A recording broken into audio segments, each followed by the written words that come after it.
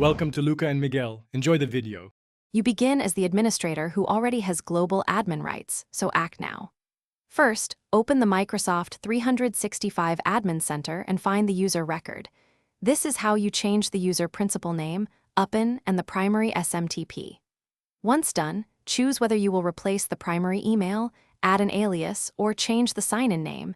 This affects Exchange, OneDrive, and Teams. Make sure to check Azure AD Connect if hybrid. Changes upstream versus cloud-only matter for sync and overwrite.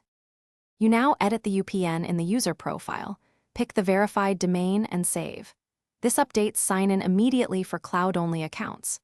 Next, go to Exchange Admin Center to change the primary SMTP if you want mail delivered to the new address.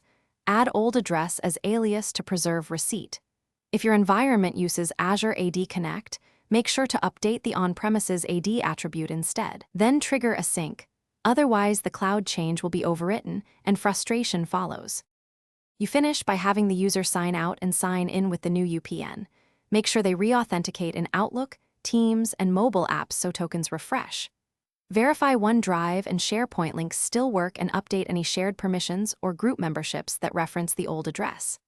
If anything goes wrong, check Azure AD Connect sync logs and run a manual Delta sync. If mail delivery fails, confirm MX and accepted domains. A key troubleshooting tip: revert to the previous UPN temporarily if access is critically broken.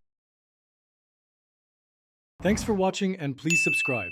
It's the best investment you'll ever make.